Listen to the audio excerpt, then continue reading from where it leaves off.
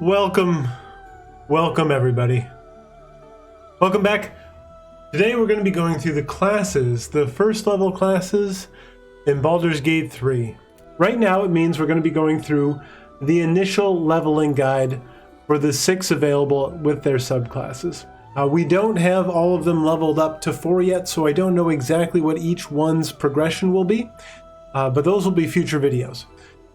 So if you haven't completely lost function of your bowels, please subscribe, leave a like, follow me, Twitch, Twitter, Discord, all that's below.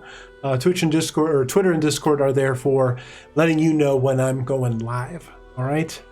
So I also want you to tell me what changes that they made that you liked and disliked.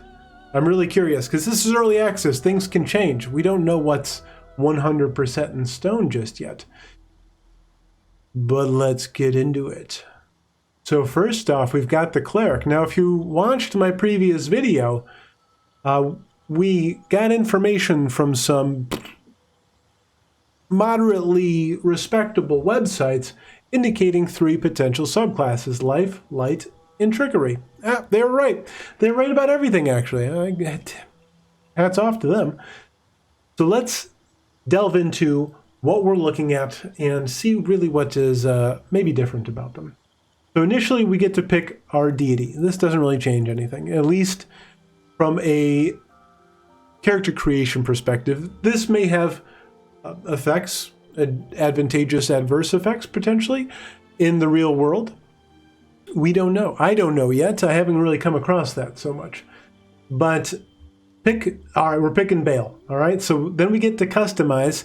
We get to bring 3 of potential 5 cantrips here. We got Guidance, Light, Resistance, Sacred Flame, and Thaumaturgy. Now, I do want to make a video going through all of the spells and compare them to 5th edition. Let me know in the comments. Just let me know if you want to see that, because it's a lot of work. If you don't want, just say, don't do that, Laggy, if you don't want to see it. So we've got 3 of 5 potential cantrips. With our prepared spells, let's take a look. Now, with the Cleric, they know all of these spells, right? But they can only prepare 4 in that day. So you can choose between Create Water, Guiding Bolt, Shield of Faith, Bane, Command, Halt, Healing Word, Inflict Wounds, and Protection from Evil and Good. Very cool. So you pick the 4 you want to carry with you at the moment. So let's learn about their class features. They get 9 hit points initially. This is without your Constitution buff if you get one, bonus. Spell slots unlocked. So casting spells consume spell slots. You gain 2 level 1 spell slots, which are restored on a long rest. All right. Wisdom and Charisma saving throw proficiency, light, medium armor proficiency, shield, and simple weapons. All right, all that was predictive.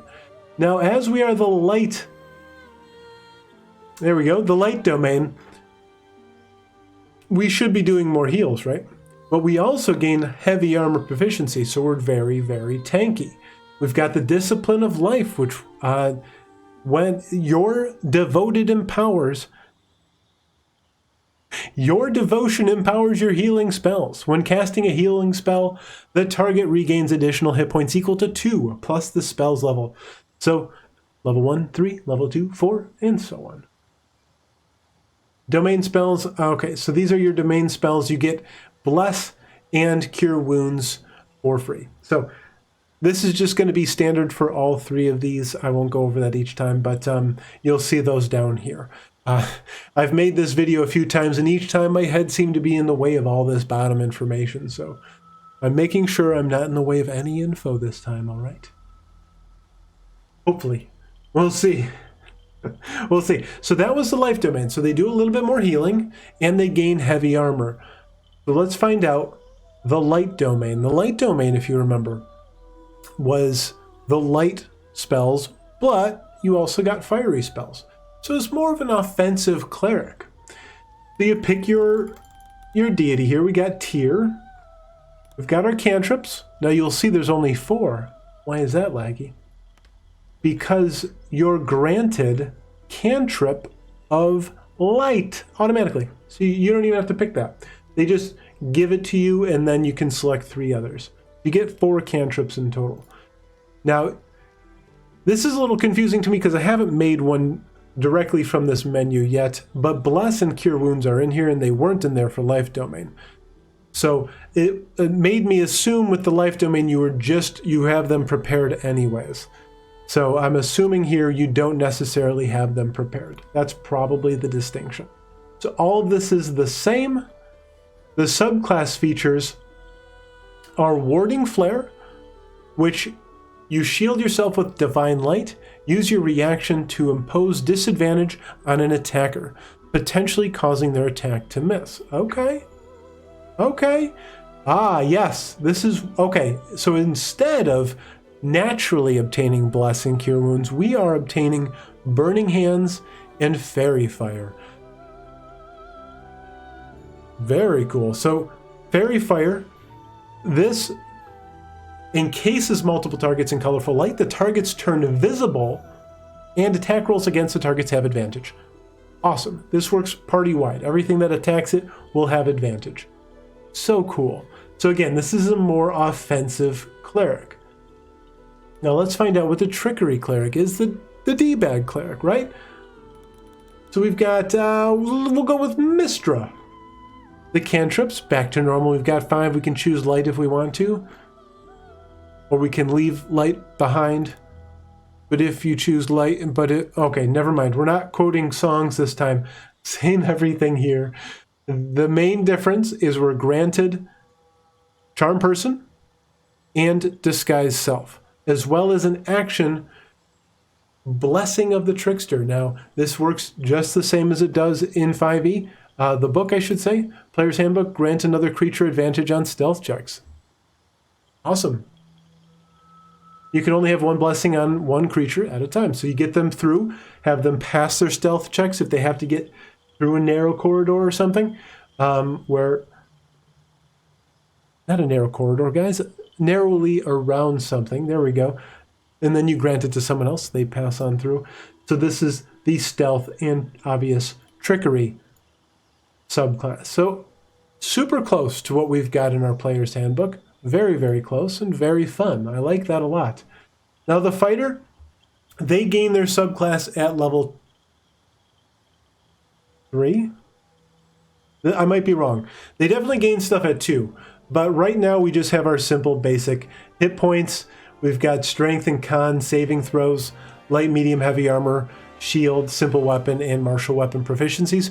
But we're granted second wind right off the bat, which is a 1d10 plus 1 hit point regeneration. That can be used once a day as a bonus action. So it's 1 hit point better potentially than a healing potion, which is 2d4 plus 2. So you get more or less a free healing potion every day. Then once we level up, you'll gain more abilities. So that'll be coming in a later video. I kind of want to do a leveling progression for each class specifically. Now the Ranger. Oh boy, if you saw my Ranger video, my God, you'll know how much I did not like this class. Now the favorite enemy in the Natural Explorer, I just couldn't figure out how they would really implement that without completely changing them, and they've more or less completely changed them. So let's read through. We get to pick one of each of these categories. So if we choose Bounty Hunter, we gain proficiency in Investigation and learn Thieves' Cant passive. Creatures you restrain have a harder time escaping. You can kind of grapple people better, I'm assuming. That's interesting. All right. Thieves' Cant, I hope they use that a lot for that to be useful, because all thieves get it and the Bounty Hunter gets it. So I would hope that it's since it's a main ability that you get at the beginning of a level, that they'll use it throughout the campaign. Now we've got Keeper of the Veil. You specialize in hunting creatures from other planes of existence. You gain proficiency in Arcana and can cast protection from evil and good, sorry. Now I don't know yet if this is something that expends a spell slot or not. This might just be a spell you have. It does not indicate that it's a ritual. I'll go through that with Beast Tamer, which would be a free cast of a spell. It doesn't say that, but I'll have to make a cleric and test that very soon as we level up each one individually. Then we got the Mage Breaker. You have a history of battling spellcasters. Gain proficiency with Arcana, okay, same as the previous, and the True Strike cantrip, which gives you advantage on attack rolls against a creature. Awesome. Wisdom is your spellcasting ability for that. So it's possible you might want to have a secondary stat of Wisdom. Actually, you do with a Ranger because all of the Ranger spells are Wisdom based. So that's very handy. So Dex first, Wisdom second. I like that. I like gaining advantage. Unfortunately, it's a full action to cast that, but your consecutive attack should then have advantage. Now, I think this is a little broken because I've used this before, and as soon as I hit something, I lose concentration and the spell breaks. I don't know if that's intended. So we'll have to see how that progresses as we go along. Now, we've got the Ranger Knight. You have sworn to serve a crown or nation and seek to bring its foes to ruin. Gain proficiency with history and heavy armor. Awesome. So you could be, if you don't care about stealth, you could be a heavy armor archer. You know, take those hits, dodge out of the way, glancing blows, whatever it might be. Awesome. Or you can be up front, dual wielding slices. Very cool. Then we got Sanctified Stalker. You swore to hunt the enemies of a holy or druidic order. Gain proficiency in religion and the Sacred Flame cantrip, which deals 1d8 radiant damage. Another wisdom cantrip. That's very, very handy. Now, you're saying, okay, I've got a bow, but let's say you don't have a bow handy for whatever reason. At least this is doing a 1d8. I think a short bow is a 1d6. So this is actually better than that. So that's very, very good. I like that a lot. So that's our favorite enemy. So we're able to really choose one of these and kind of flavor our ranger as needed. So let's go down to Natural Explorer. So we've got 5 of those. We've got Beast Tamer. You cultivate a strong bond with animals. You can cast Find Familiar as a ritual. Awesome. I don't know how rituals work in this yet, but they typically work in the sense of instead of like kind of immediately casting a spell as one action, you would take maybe 10 minutes, I think it was, to like conjure the spell up, and it doesn't cost a spell slot. So this should in fact not take up a spell slot, but you probably have to cast it outside of combat. That's my guess, at least. We'll play with it, guys. We'll play with it. There's a lot of options we can pick from here. Urban Tracker. An expert at navigating the wild within the city, you gain proficiency with a disguise kit and thieves tools. Okay. I hope disguise kit becomes helpful. Thieves tools are good. You know, you want to lockpick things. Okay. Now, this kind of feels like it goes along with Bounty Hunter. You learn thieves can't. You're kind of becoming a rogue as this is. Oh, the cat's made an appearance. Now we'll get into the next 3. These are a little bit more flavored as our preferences from 5th edition Player's Handbook, right? Where you pick a terrain and you like that terrain. Woohoo! Wasteland Wanderer, cold. You have spent endless days surviving desolate tundras. Gain resistance to cold damage. Take only half damage from it. Okay, so you can pick cold, fire, or poison and take half damage from those. That's actually super helpful, as I'm sure there's tons of enemies throughout the game that will end up blasting you with those. And if you're a front line and they want to hit you, if you go Ranger Knight and you have heavy armor and you're taking half damage from like fire damage, probably everything uses fire, right? I do, so I'm assuming everyone does. So let's find out what we get. Now, once again, these Rangers don't get their main abilities until level 3. Their subclass abilities, I should say. So right now it's just going to be class features. We get the Strength and Dex saving throw, light armor, medium armor, and shield proficiencies. Okay. Simple and martial weapon proficiencies. Very nice. So we get a lot of options. We get a lot of options with the Ranger. So let's head over to the Rogue. Now with our Rogue, we don't get our subclass until 3 as well. So we get the option of, let's see, Arcane Trickster and Thief. Whereas with Ranger, we would get Hunter and Beastmaster at level 3. So I've tried the beginnings of Arcane Trickster, and outside of the Mage Hand, everything seems to be pretty norm, I would say. Now the Mage Hand doesn't get the ability to like pickpocket people from a distance or place things in their pockets. That's unfortunate. I was really hoping to do that. But as a base rogue goes, they get Dex and Intelligence saving throws, light armor of course, simple weapons, hand, crossbow, long sword, rapier, short sword proficiencies, cool. But the main thing here is our sneak attack. Our sneak attack that you can do from ranged or melee. Now with range, it's the same distance, it doesn't matter. But if you've got a stronger bow, say, than your main hand weapon, maybe you use that. So you'll do an additional 1d6 as long as you have advantage on your attack, or there is another enemy of your enemies within 1.5 meters of your enemy. I know it's confusing, but just put another person right next to your enemy and your target, and then you'll do your sneak attack. So you do just additional damage. You can get, like a short sword does a 1d6, and then you'll get an additional d6 and your dex modifier on your attack. So it's really nice. Or strength if you want to go strength. But I believe a short sword uses dex.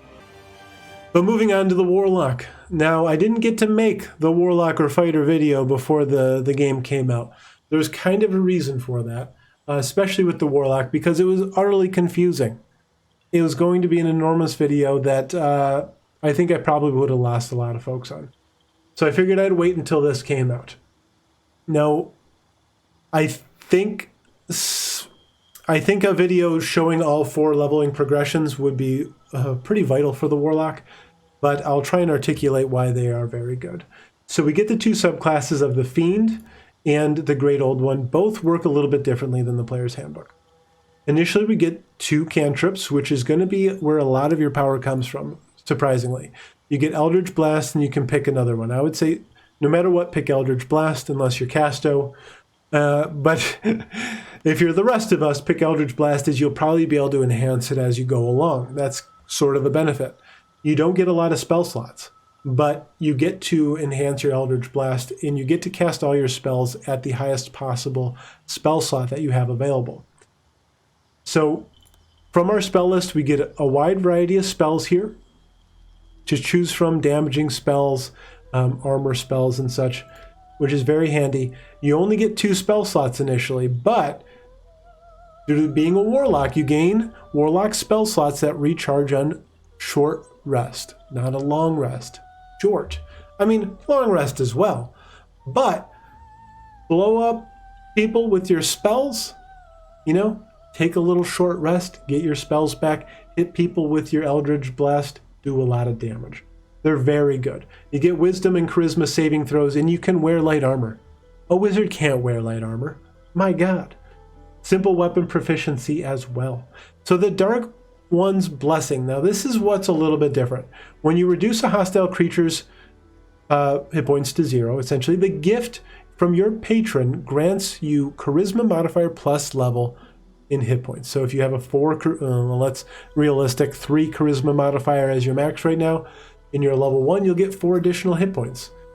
Now what's different is that in the player's handbook, this should be temporary hit points, and I wish it were, but it's not. This is hit points. So if you're taking damage and you need to heal a little bit, make sure your Warlock is the one doing the damage, the final kill, I should say. So let's look at the Great Old One. Same thing with the cantrips, right? It doesn't look like you get anything different. Now the spells you do. You get different spells. You get an amazing attack of Dissonant Whispers. 3d6, potential of 18 damage, and then your wisdom modifier. Awesome. Jesus. And you get Tasha's Hideous Laughter. Inflict a creature with fits of laughter, leaving prone and incapacitated, in which case any attack done on it has advantage. Boom! Like this is an awesome class right here. Jesus.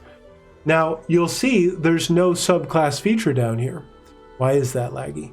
Well, in the player's handbook, you would have the ability to telepathically talk to anything that has a language. And you would, the Great Old One would more or less translate their language to you, so you could comprehend them and it would translate it to them into their language, so you could talk to anybody. Now, in a video game scenario where you're not paying voice actors to speak other languages and then have, you know, a PC come up with this and like learn, it's too much. They just took it out because you're not going to be telepathically linking with anyone who speaks a different language, essentially, I think is the motivation here. So they gave you some crazy spells to kind of go with it. So Warlock, very strong. I like it a lot. Let's go to the wizard, guys. Now I won't do the Laggymancer voice. Not all you like it, but he'll come back. Don't you worry. Now this is going to be shoot 'em ups, all right? Now we're going to be able to pick from Abjuration or Evocation in the future, but right now we get a choice of 3 cantrips from a list of 12, which is awesome. We get spells. So let's see, we get 19 spells we could choose. So now these aren't permanently known. We could learn these later on, but right now we can only pick 6 that we know. We can only carry with us 3. Now this can be changed out, but you have to memorize them during a long rest to prepare for the next day. So every day you can only learn 3 at level 1. But you get a huge variety to look at. Now, okay, with the spell slots unlocked, all right, casting spells consumes spell slots. You gain 2 level 1 spell slots, which are restored on a long rest. So is it harder to, you know, blow everything up? A little bit. But they give you something to go along with this, which is Arcane Recovery. Once per day out of combat, replenish expended spell slots, which allows you to cast spells. Awesome. Now, that little secondary section, which allow you to cast spells, if you have Mage Armor up, Mage Armor is going to lock down one of your spell slots. So if you've got 3 slots and you use one of them on Mage Armor, and you've used up all of your slots, you use Arcane Recovery, you're only getting 2 back because that 1 slot is still taken up by Mage Armor. But regardless, you get a bunch to play with, you get to recharge yourself once per day, take a long rest, you get them all back, and you get this back. So, pretty awesome. You get Intelligence and Wisdom saving throws. You're proficient with Dagger, Dart, Sling, Quarterstaff, and Light Crossbows. So, super close to what we've got. Now, I used Evocation when I leveled up mine, and their ability in the player's handbook is to pick, you know, when you cast an Evocation spell specifically, people within the blast will all take damage. If it's an Evocation spell, and you're an Evoker, you can pick some of those to pass their check automatically, not taking any damage at all. There's no checks here. With Evocation, they just say allies don't take damage. Boom, thumbs up, double thumbs up there. A lot less managing and clicking. So I love the wizard. I like a lot of these classes so far. They feel good, but I really want to get into each one of them, find out their quirks. But let me know what you guys think. Are you playing this? Are you interested in playing it? Is there something here that's really missing? Like, to me, it's the druid. I want to try a druid. And if you combine my previous video about races with today, I really want to play a Dragonborn druid. I don't know why, but that's one of my old classes and races that I had. So let me know what you guys think. Don't forget to subscribe below. Leave that thumbs up. Follow me on Twitch and Twitter. We're playing this on Twitch, and I'm letting you guys decide my path. But thank you so much for watching, and bye-bye.